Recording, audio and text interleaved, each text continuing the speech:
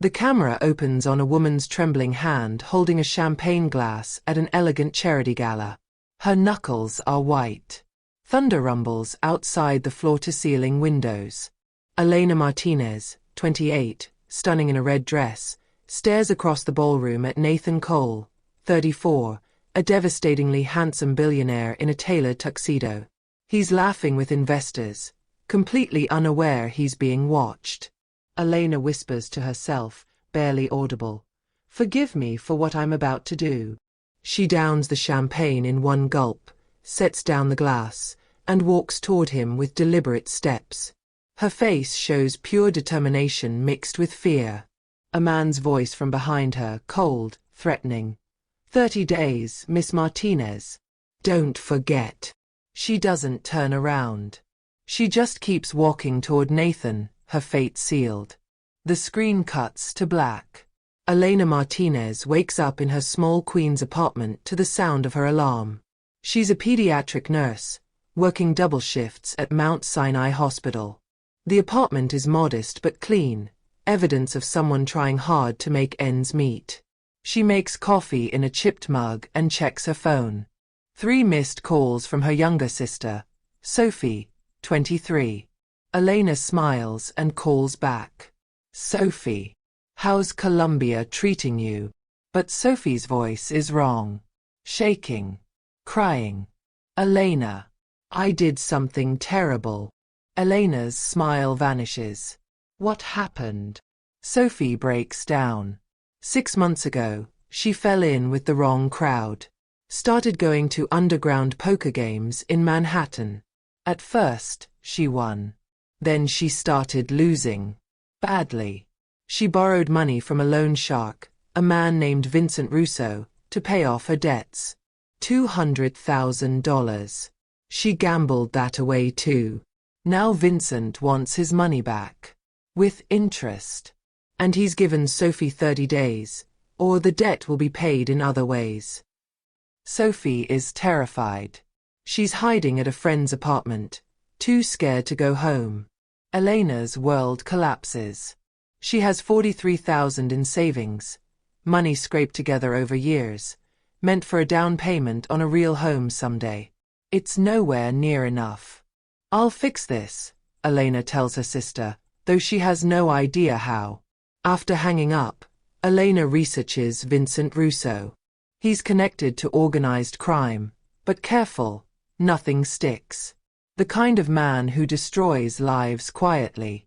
The police won't help. Sophie took the money willingly. Elena spirals. She looks at her bank account, her salary, her options. Nothing adds up to $200,000 in 30 days.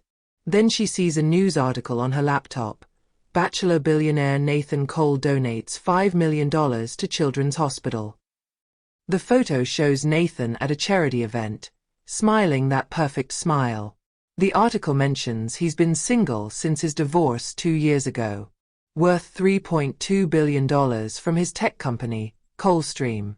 Known for his generosity and his carefully guarded private life. An idea forms. Terrible. Desperate. But an idea. Elena has a friend from nursing school, Marcus, who now works as an event coordinator for Manhattan's elite.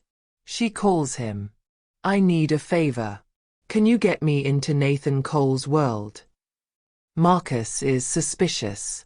"Elena, what are you planning?" "Please. I need to meet him.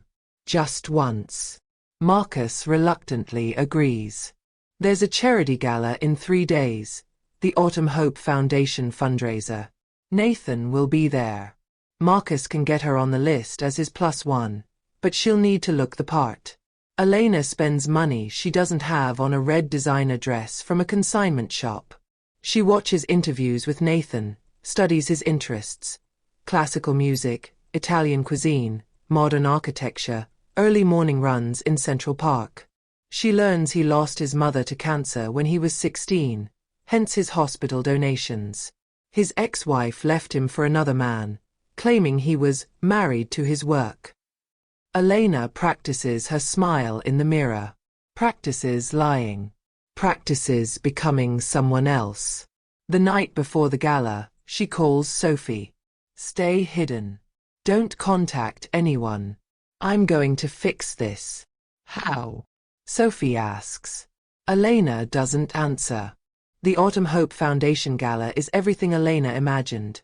Crystal chandeliers, champagne fountains, women in gowns worth more than her car, men in tuxedos discussing mergers over appetizers. Elena feels like an imposter. Marcus gives her a reassuring squeeze. You look incredible. Just be yourself. But Elena can't be herself. Herself is broke and desperate. She spots Nathan across the room. He's even more striking in person. Tall, broad-shouldered, with dark hair touched with silver at the temples and piercing blue eyes that seem to see everything. He's surrounded by people but looks somehow alone. Elena takes a breath and makes a move. She positions herself near the bar where Nathan is heading. As he approaches, she accidentally drops her clutch. Photos spill out. Pictures she planted of children at the hospital where she works. Nathan, ever the gentleman, bends to help her gather them. Thank you, Elena says, meeting his eyes. I'm so clumsy. Not at all. Nathan hands her a photo of a little girl with a bright smile. Is this your daughter? No, I'm a pediatric nurse. That's Emma. She's 8. Brain tumor.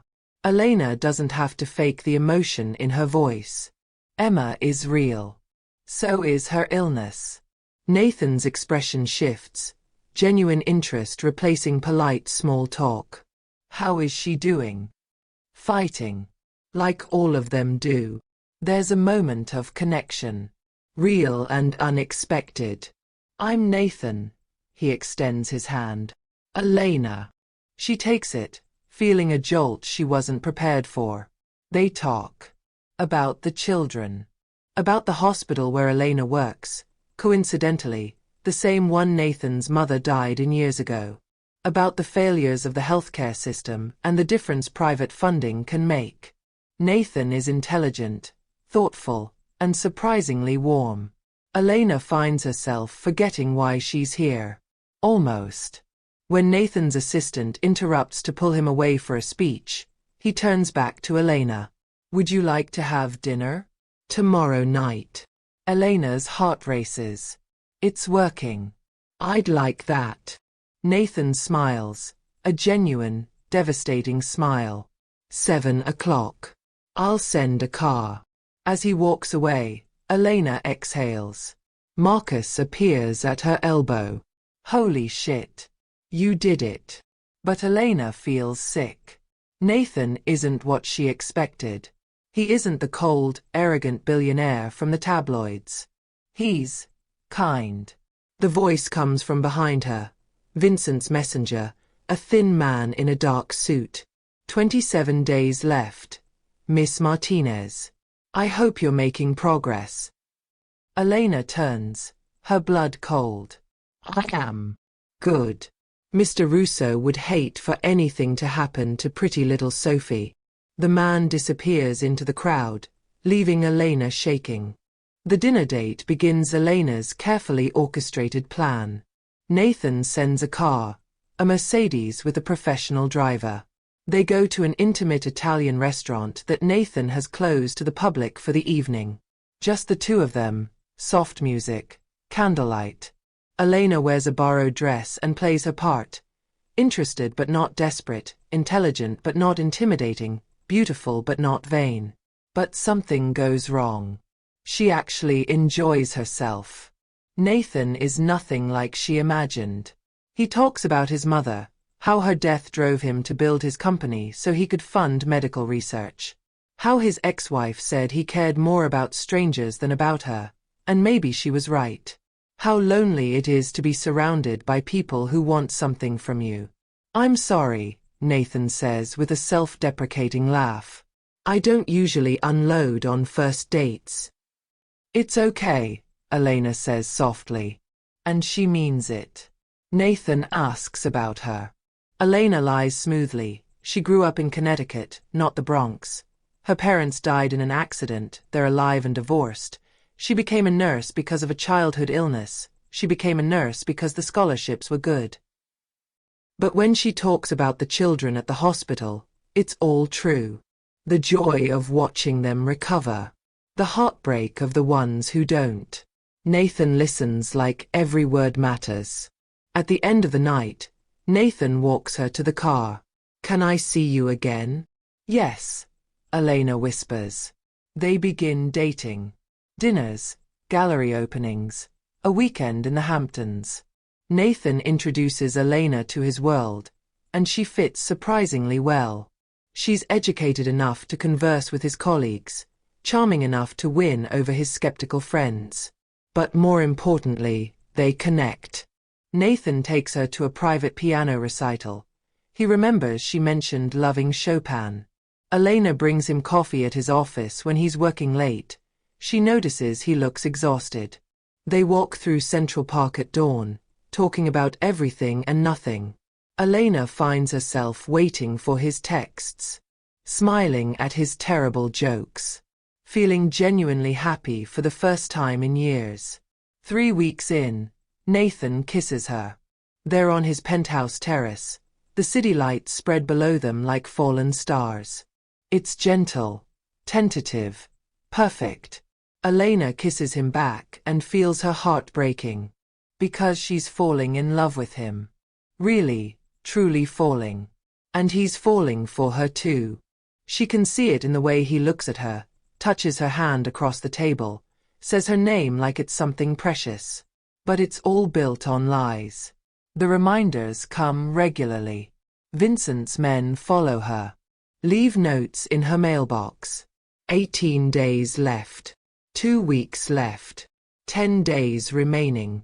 Elena tries to figure out how to ask Nathan for money without revealing the truth. She drops hints about Sophie's college expenses. Nathan immediately offers to set up a scholarship fund. Generous, but not enough.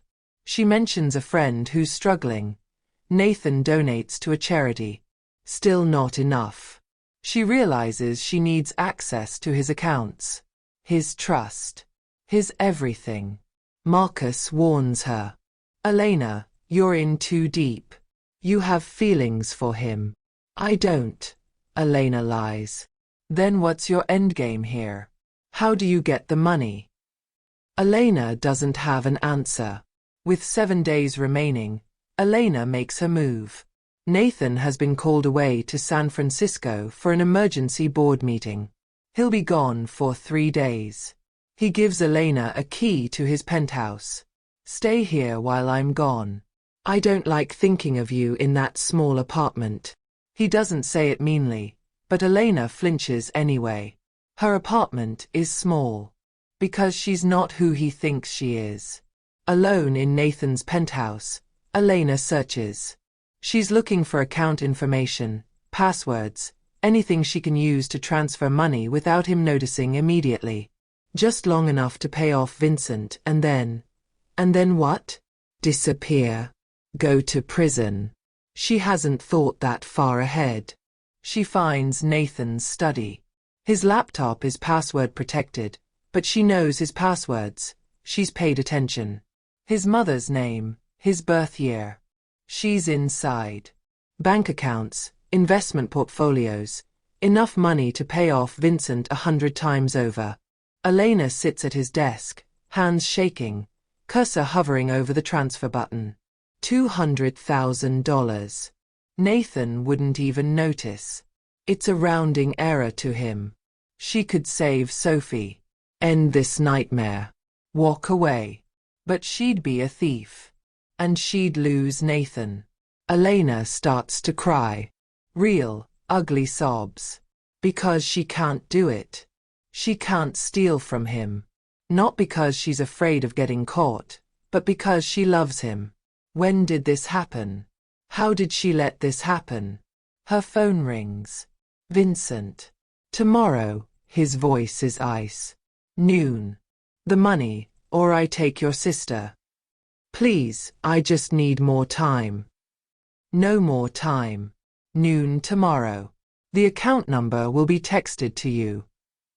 The line goes dead. Elena collapses onto Nathan's desk, sobbing.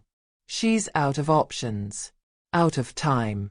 Then she hears a voice behind her. Elena. She spins around. Nathan is standing in the doorway, home early from San Francisco. His face shows confusion, then concern as he sees her tears, sees her at his computer. Nathan, what's going on? He moves toward her. Why are you crying? Why are you? His eyes fall on the computer screen. The open bank accounts. His expression changes. Shutters. Becomes the face of the billionaire businessman, not the man she fell in love with. What are you doing? Elena stands, backing away. I can explain. Explain what? That you're trying to steal from me. His voice is cold, controlled, devastated. No. I mean yes, but not. Elena's words tumble over each other. My sister, she's in trouble. These people are going to kill her. I needed money. I was desperate. So you seduced me? This whole thing was a con. Nathan's voice cracks. The hospital, the children, all of it? The hospital is real. The children are real. My feelings for you. Elena steps toward him. Nathan, I love you. Don't. He holds up a hand, his face stony. Don't insult me further. I know you don't believe me, but it's true. I came here for the money, but I fell in love with you. Really, truly. Get out. Nathan. Get out. He roars it, his control finally breaking. Get out of my home. Out of my life. I never want to see you again. Elena grabs her purse, sobbing. At the door, she turns back. I'm sorry. God, Nathan, I'm so sorry. But he's turned away, his shoulders rigid, hands clenched. Elena runs. Elena goes home and completely breaks down. She's lost Nathan. And tomorrow at noon, she'll lose Sophie. She calls Marcus, hysterical. He comes over immediately. What happened? Elena tells him everything. The debt, the plan, falling in love, getting caught. You have to go to the police, Marcus says. They won't help. Sophie took the money willingly. And Vincent has connections. He'll disappear, and then he'll kill her. Elena looks at her phone. The account number from Vincent came through. Noon tomorrow. She has $43,000 in savings. It's all she has. She knows it won't be enough, but she transfers every penny to Vincent's account anyway. Then she texts him. It's all I have. Please don't hurt her. The response comes immediately. Not even close. See you at noon. Elena doesn't sleep. She spends the night writing letters. To Sophie, to her parents, to Nathan. Explanations. Apologies. Goodbyes. At 11 the next morning, she gets a call from an unknown number. Miss Martinez, this is Detective Sarah Chen with NYPD. We need you to come to the 19th precinct immediately. Elena's heart stops. Is it my sister? Is Sophie? Your sister is fine. She's here. We need to talk to you about Vincent Russo. Act 6. The Truth. 58:00-1:00:00. At the police station, Elena is ushered into a conference room. Sophie is there, crying but unharmed. So is Detective Chin. And Nathan. Elena freezes in the doorway. What? Nathan stands, his expression unreadable. Sit down, Elena. Detective Chan explains. After Elena left his penthouse, Nathan didn't wallow. He investigated.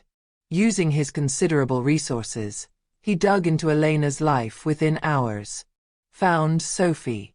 Found the debt. Found Vincent Russo. Then Nathan called the FBI.